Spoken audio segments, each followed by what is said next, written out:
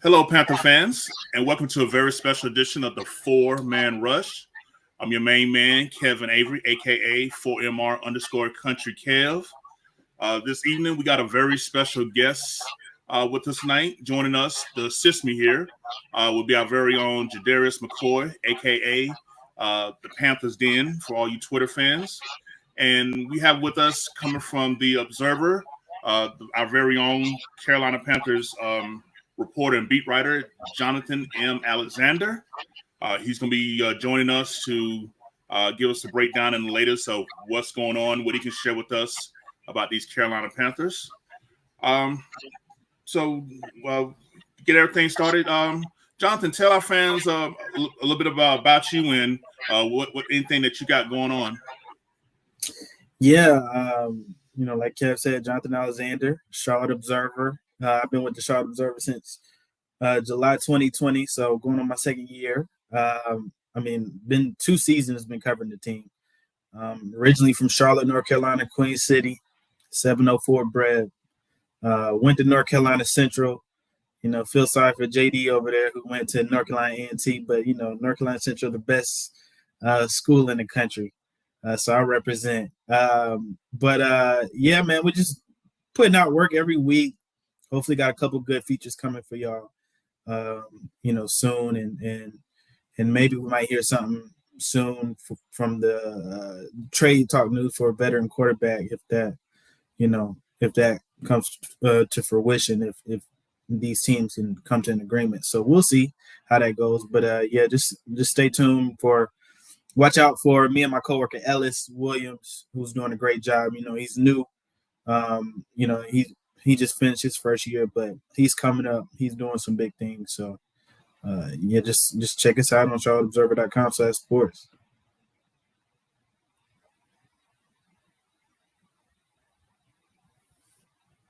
Kevin, I think you might be muted. You muted. Sorry about that. Okay, but yeah, definitely Panther fans. I'm sorry. Can you get that address again, Jonathan, where they can follow you at online? Yeah, you can follow me on Twitter at John M. Alexander, JONM Alexander, or you can read our work at charlotteobserver.com/sports. Okay.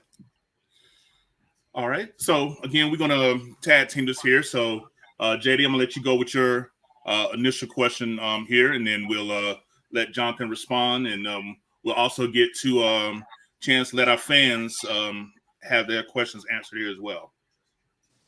Before we get too deep in the thick of things, I know Eagle Pride might be amplified, but Aggie Pride is nationwide. Come on now. So I just had to get that little jab out the way. Boy, I had a different shirt on too. I was like, you know what? I feel the disturbance in the force. So let me just go and throw on my Aggie gear. Came up with an Aggie shirt. That's it. Yes, sir. Came up out the water. Yes, sir. But anyway, you said you started at the Observer in 2020. I just want to know, from a journalism standpoint, how different was it going through a pandemic? Everything's virtual. What was that transition like for you? Yeah, it was extremely difficult, man, because everything changed. Everything we did in life changed. How we did work. I've been doing journalism for going on 9 years now. In the first 7 years of my career, I was used to meeting people face to face, introducing myself to people, shaking hands, having coffee, grabbing coffee. And that first year on the beat was all virtual. I didn't really get a chance to meet anybody until after that first year. So it was extremely difficult because, as you can imagine, a big part of my job is creating relationships with people getting to know me, people trusting me, and me delivering that news. And it was difficult to try to get to know people through Zoom, or if you manage to get their phone number, send them a text and they don't even know who you are. So it was difficult, but it was adjustment. And now things, starting to get a little bit closer to normal, and I've been able to meet more people and get to know people. So it's been good.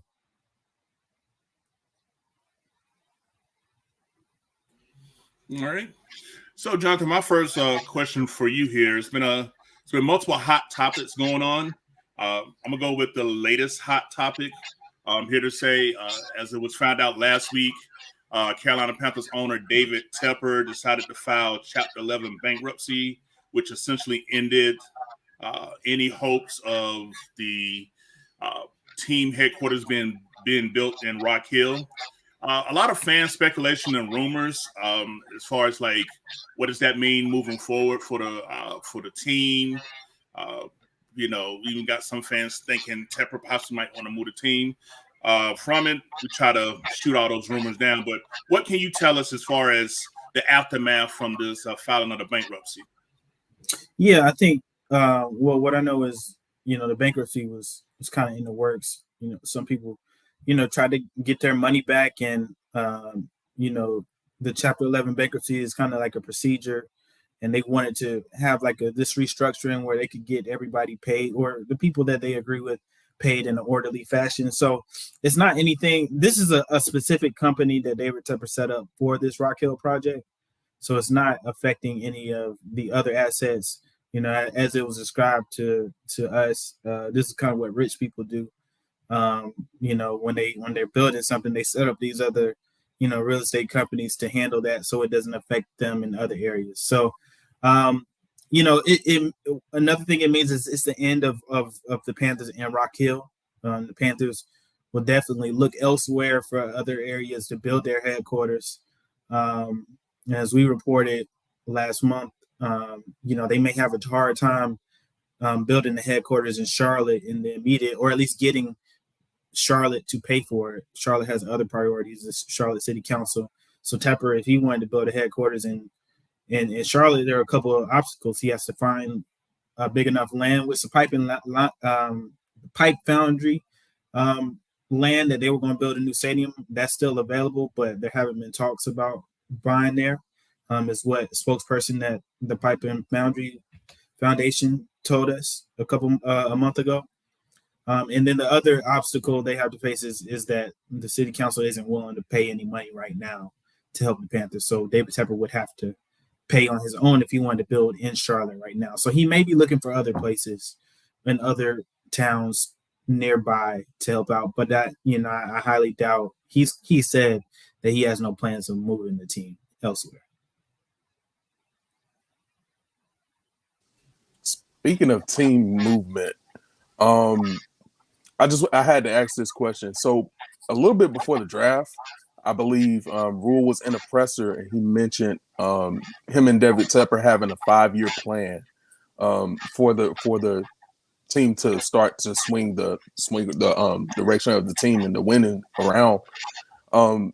That came out after a bunch of pretty much Rule being on the hot seat, saying that if he didn't at least make the playoffs, his job would be in lieu. So is that 5-year plan comment the feel in the building, or is that just I still got more time type of thing? I don't know if it's like literal.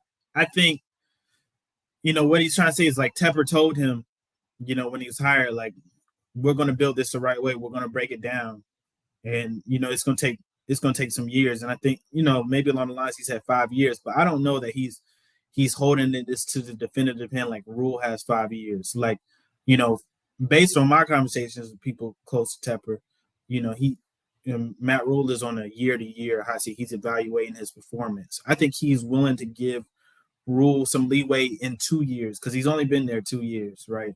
I think what he wants to see is improvement. I think one of the first tasks for improvement that he wanted to see was what he'd do to the coaching staff. Rule, parted ways with a few of his coaches, hired veterans like Steve Wilkes, Ben McAdoo, Chris Tabor, who were really established guys who have had coaching experience, others as well. So he's doing it that way. They improved the roster. They improved the offensive line. Rule and Federer improved the offensive line. They put a focus on that. Now the next step is for them to win more games. They're going to have to win more games in order for, the staff to keep their job. I see at least 8. Most likely they have to win at least 9, in my opinion. I don't think if they finish with anything less than 8, I don't think that they're going to be able to keep their job because that's not looked as an improvement. So even though they say 5-year plan, I don't think they're tethered to a 5-year plan. I think that was just the pitch David Tepper made at the time, that he wanted Matt Rule to tear it down and build it new. He wanted to start over from the Ron Rivera era.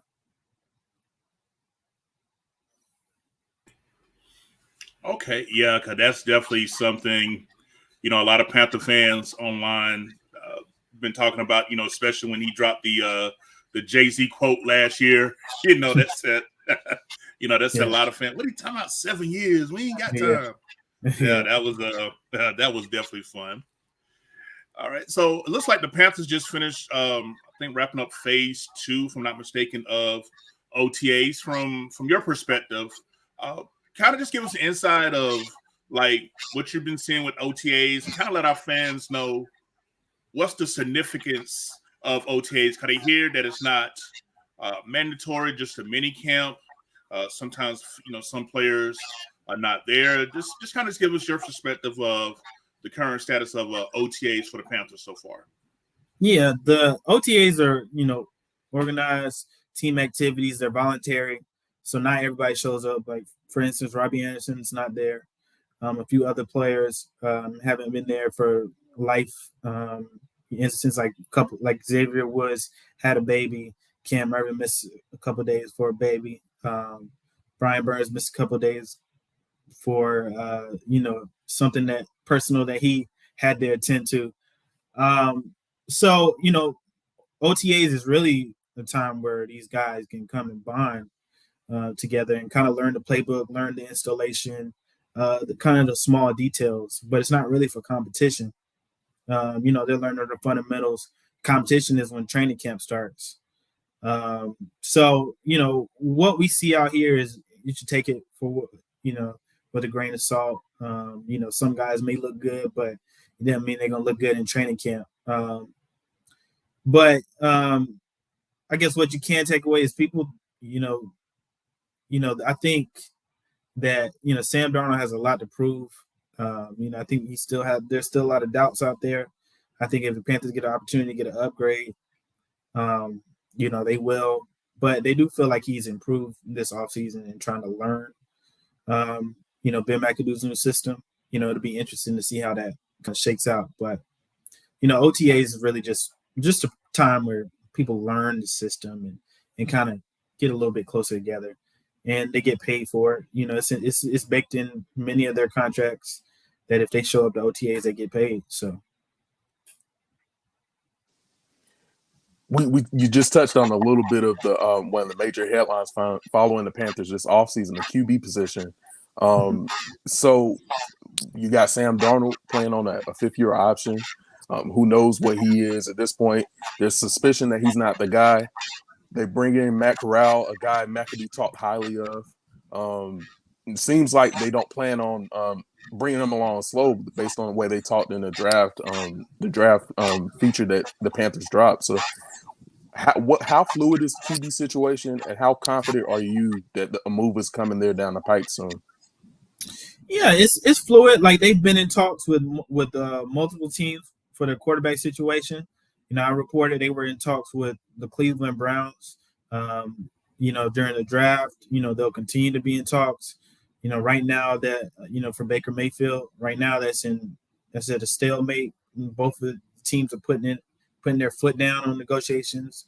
And I reported 2 weeks ago, and I reported this back in April too, that the Panthers want the Cleveland Browns to take on the majority of Baker Mayfield's salary. Like, they're not going to take on this $18.9 million contract. They want, similar to what the Panthers did with Teddy Bridgewater when they traded Teddy Bridgewater. Panthers took on the majority of Teddy Bridgewater's contract, and the Broncos only had to pay $4 million of that salary. So the Panthers wanted like a similar situation with that. But the Browns so far, haven't, buzzed on that. I reported a couple weeks ago that, Jimmy Garoppolo just seems unlikely at this point because the 49ers haven't buzzed on their asking price. They don't want to take on the majority of that salary. They think they can find a suitor. So I think the Panthers are still looking. They're still waiting. They're still, digging their heels in. I think that they'll, at the chance that they get the trade for a quarterback, they'll do it, but they want to make sure it's in their favor, and they don't feel like they have to, if they can't get a deal done. Okay. Now, to add on to this, you mentioned the options of potentially trading for a quarterback. I'm going to come from the free agency route. As you know, the big elephant in the room, it was put out, I believe, last week or week before last that 2 terms and conditions were presented to Panthers quarterback Cam Newton that would lead to a potential return. One, take a smaller salary, and 2, know that he would come in as not the starter. As you probably know, seen online, talking about Cam Newton has always been a hot point, however you want to look at it for Panther fans. As far as that aspect goes of terms, condition, potential fields, how do you see the Cams as a possible return? Yeah, and I was the one who reported that, and then it got I didn't report it like that, but it got misconstrued by I can't remember the reporter's name, but he kind of made it seem like there were conditions to it. What I was reporting was, and I just want to be clear because a lot of people kind of got it confused. The Panthers would like Cam Newton back, but there are a number of factors like, I think Scott Fitter and Matt Rule have said publicly, like, it has to make sense for both sides. For the Panthers side, like, Cam Newton wouldn't get paid starter money. Cam Newton wants starter money. Panthers already got $18.9 million in Sam Darnold. The other thing is Cam Newton did not win the job last year. There's a belief that his arm just isn't the same. He's a competitor. He can run with the best of them. He's a great leader in the locker room, but he would have to earn that starting job. So I was speaking from that standpoint, not the Panthers said, hey, 2 conditions. The only way you can come is if that wasn't what I was saying. I was just saying that, he's going to be paid a smaller salary, and he's not going to be the guaranteed starter if he gets signed. That's just all I was reporting based on conversation. But it wasn't like it's an ultimatum or anything like that. And it got misconstrued, unfortunately. And I tried to clear it up on Twitter, but some people saw it. I'm sure not everybody saw it.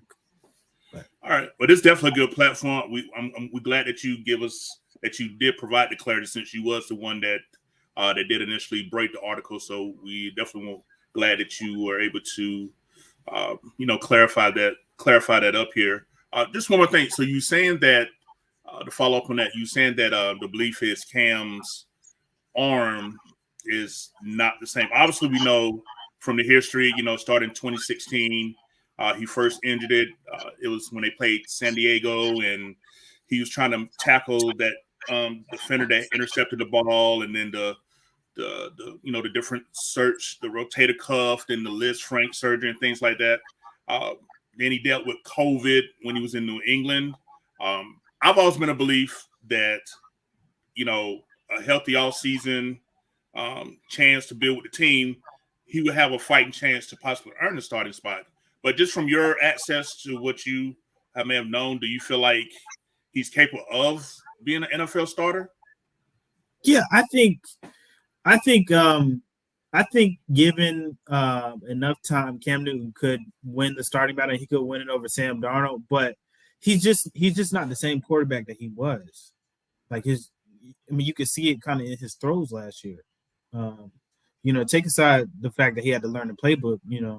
His arm strength just wasn't what it was in the past. Like he had trouble with accuracy issues on a lot of those intermediate throws and a lot of those deep throws. It just, I don't know. You watched Cam Newton back in 2015. That man was 2014. He was slinging that ball. And then this past year, you just didn't see that same zip. And that is because of the multiple shoulder surgeries. It doesn't mean he can't compete. It doesn't mean that he can, lead a team to victory or lead a winning team. If he's a starter for the entire year, but he's not the same Cam Newton that he was. You have to temper your expectations on him just a little bit. So I think that's just, I think people think he could compete for a starting job, but is he a bona fide starter? He hasn't proven that yet in the past 2 years, and he has to prove that. Yeah, definitely. Because I told fan, look, he came off the couch, 2 offensive coordinators, ruled through him on the bus. That's why I said if he had a full off season and time to get those training camp reps in, could he be? But that's just me because I'm definitely someone that thinks he's got to be a better option than Sam Darnold. but JD, go ahead with your next question. Are there any other QB names that have popped up? I know we have Mayfield is one of the top ones. Newton is a more recent one. Maybe Garoppolo is a shot in the dark now. Is there any other names that you got coming up? No, the only ones that have been intriguing to the Panthers or have interested the Panthers are Mayfield, Garoppolo, and Cam Newton. So those are the only quarterbacks that I know of and that I've been told that they have interest in.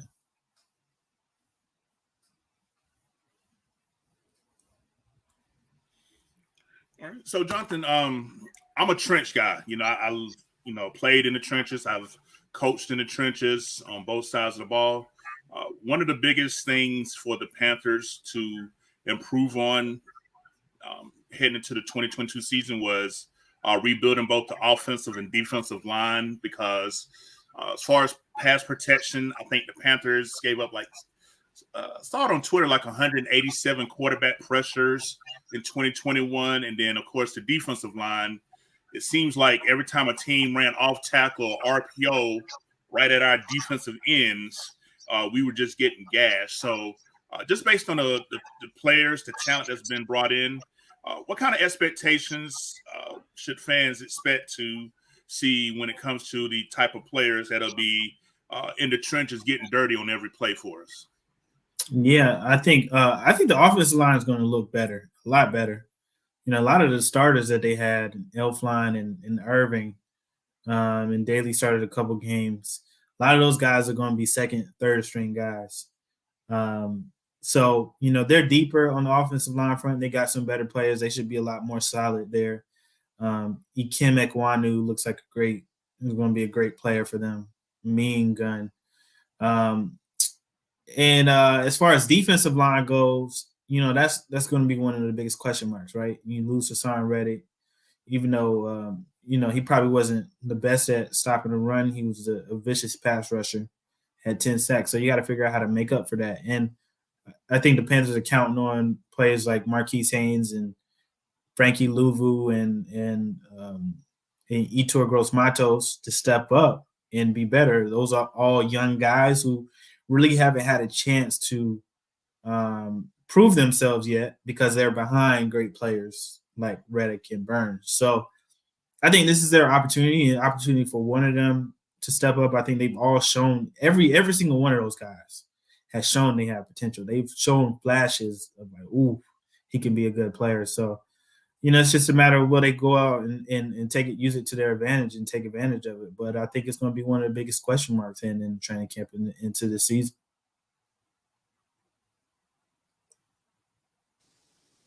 Last question from me. So, again, with the QB position, the O-line, those are two of the biggest position battles we see shaping up. Are there any other position battles on the roster you can see being entertaining come training camp? That is a good question. Let me think of that. I think the offensive line. I mean, it'd be interesting to see what the Panthers decide. It seems like it's going to be Ikem on left tackle and Brady Christensen left guard, unless Michael Jordan wins that battle, because they do like Michael Jordan. They think that he didn't have a full season and he could be better with a full season. So that's going to be an interesting one. Let me see on the defensive side of the ball. I'm going to be interested to see who gets the majority of those snaps at that opposite edge rusher to Brian Burns, like I mentioned a little bit earlier. Safety seems pretty set. Cornerback seems pretty set. I think the other thing is I think the Panthers have high hopes for Terrace Marshall. And is Robbie Anderson going to bounce back, or is Terrace Marshall going to grab it for him? I think this is Terrace Marshall's opportunity. He'll have a full season, no injury that he has to worry about. I think they'll give him opportunity. They say he's looking like. I was just listening to the audio today. Ben McAdoo said he likes to look in his eye.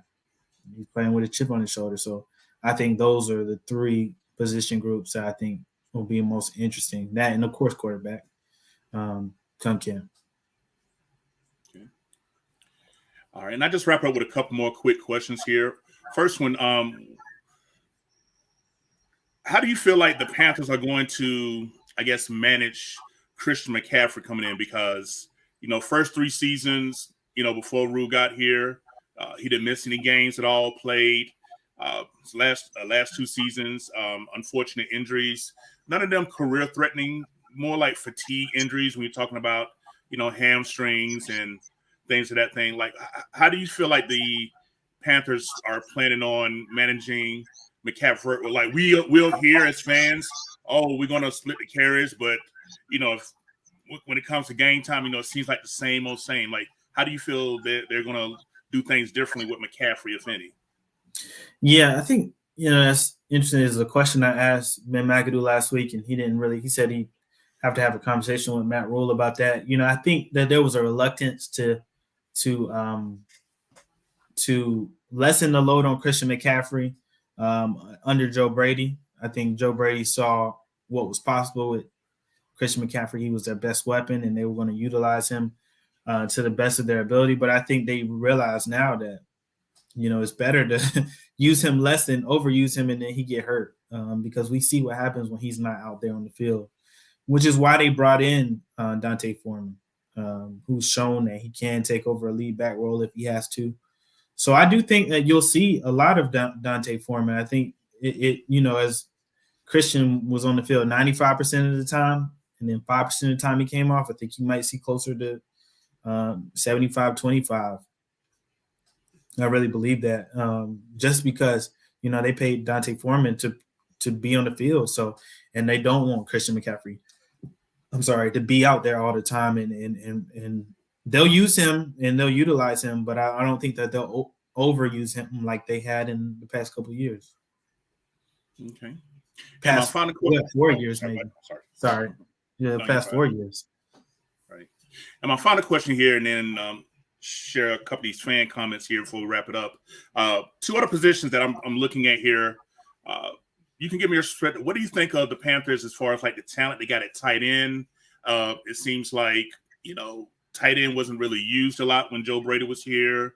And other question is, when the Panthers go on a base defense, whether it's a 4-3 or a 3-4, because we know Phil Snow like to use hybrid fronts. What do you assess as far as like who's that Mike? Who's that guy in the middle as far as linebacker goes? That's the second question. The first question was, of course, about the talent at the tight end position, how they can fit with McAdoo's offense. Yeah, I think that'll be interesting. Tight end. I felt like they needed to upgrade in the offseason, but they felt like Ian Thomas was their guy, and they paid him like he was their guy. So that was a move I disagree with.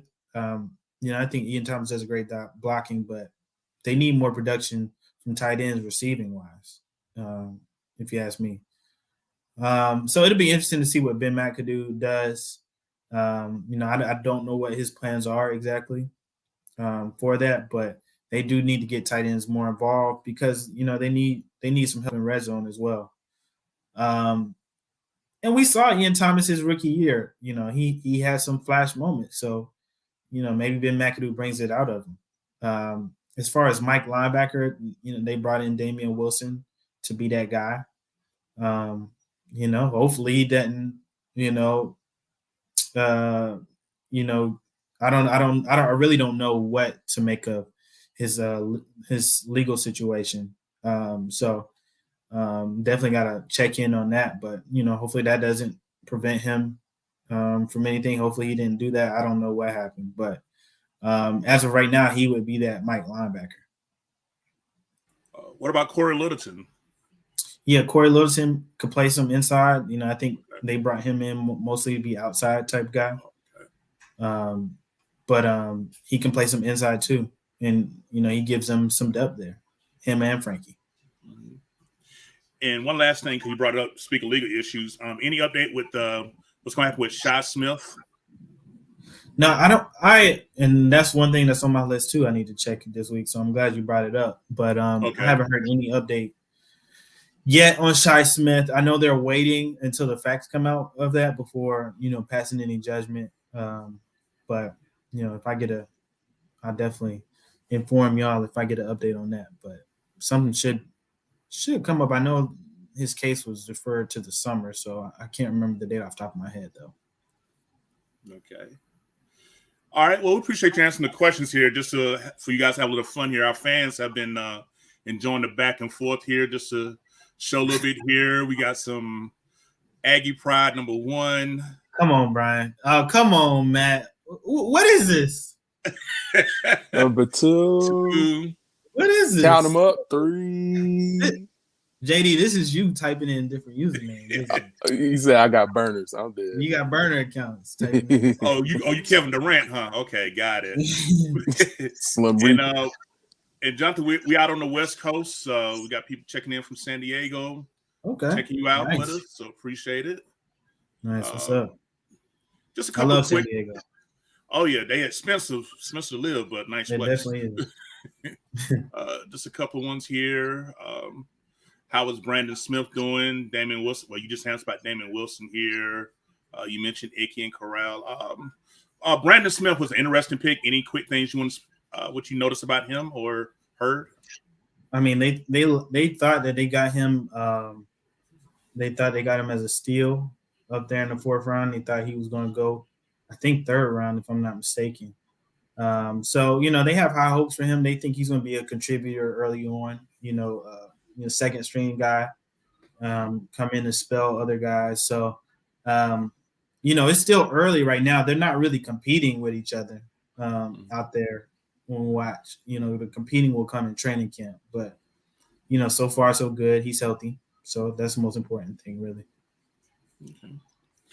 And this one right here, special teams is a huge point of emphasis, and it should be much improved this season. Me, I'm a big J.J. Jansen fan. I was pissed when we drafted a long snapper. While Trey Smith played a healthy 17 games for the Chiefs, I'm going to leave that alone, though. But as far as special teams, we kind of had a little bit of back and forth, with kickers and punters, long snappers. How do you feel like the squad going to look as far as this aspect? Yeah, I think that was one of the biggest units that they needed to turn around. The special teams was horrible aside from Zane Gonzalez, but they got arguably the best punter in NFL history. Even though he's not what he was with the Rams, he's still a really good punter. And they got Andre Robertson, who showed he still got some left in the tank. So, and plus Chris Tabor as the special teams coordinator, I think they'll be much improved. And I think that was huge. I mean, offense and special teams really let the Panthers down last year. Opposing teams always had great field position against them because they couldn't punt the ball and they couldn't cover punt. So, I think they'll be much improved over there. All right. And we got this one here, JD's burner.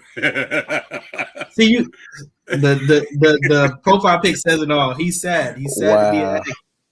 That's wild. Now that's that Aggie wings look. I know that look, brother. It's all good. He says, how does the new coaching staff help rules, bad decision, punting from the 33, O-line, configment, mismanagement, 2-quarterback system? Personally, I think he's got a better staff with a lot more NFL coaching experience. How do you feel about the additions? I know you touched on it earlier. Yeah, he does have a better staff. Ben McAdoo's more experienced than Joe Brady. Joe Brady had only been the offensive coordinator for 1 year at LSU before coming with the Panthers, and I think 3 years by the end of his tenure. So, you got Ben McAdoo, who's the head coach, who's been an offensive coordinator. So that should be good. That's where decisions should be made. Better decisions should be made. I don't anticipate them doing a 2-quarterback system this year. So it should be, of course, we got a really good special teams coordinator, like I just mentioned, better punter. I don't anticipate some of those same problems happening. Those specific problems that you're mentioning right now. Right. Another thing I saw an article you put out of how the defensive backs seem to be liking Steve Wilkes, Jeremy Chin, J.C. Horn. They're speaking highly of him. We're big fans of the defensive back coach. What's his name, JD? The position coach. Evan Cooper. Yeah. It seems like the players are really enjoying Steve Wilkes back there. Is that the vibe that you're getting? Oh yeah, they said like Steve Wilkes is a cheat code, or he has all the cheat codes. So Steve Wilkes has tons of experience. Charlotte guy.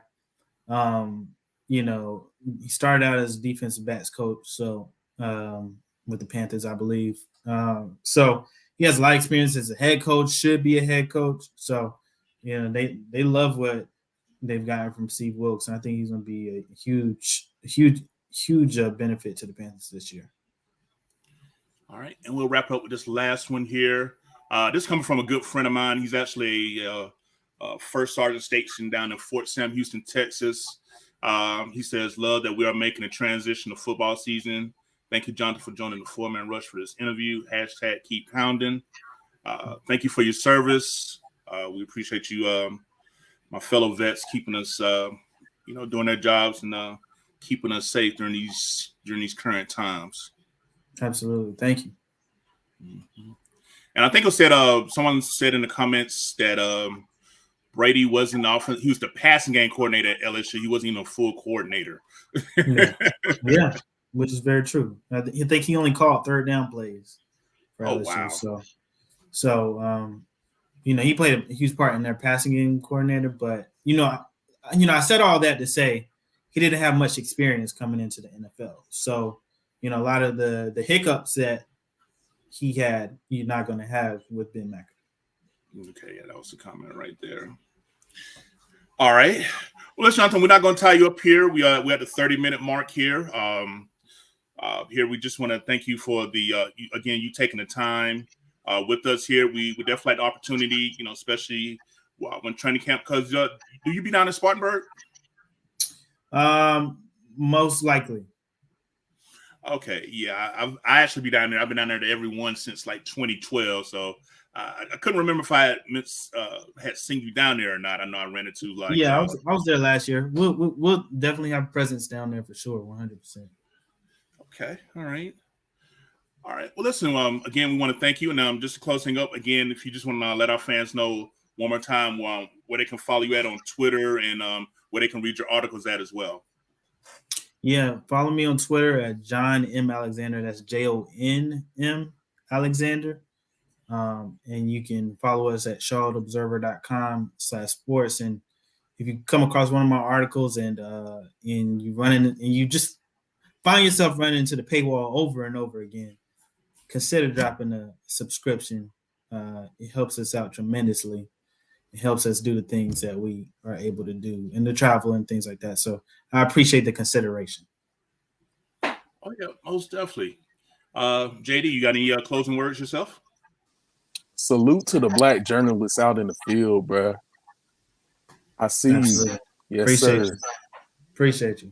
It's a lot of us doing it out here, so we appreciate the support. What we really need to do, and I want to say this, if it's okay, we need to get more Black women involved into, NFL journalism. It's not a lot, and they just need the opportunity. So I just wanted to say that. Oh, yeah. Speaking of that, they've been on here multiple times. Shout out to Vashti Hurt of Carolina Blitz and Sheena Marie of Quick Blitz. They've been on here multiple times, collaborating with us.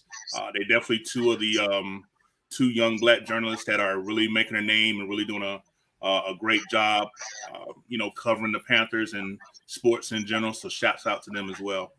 Absolutely. All right.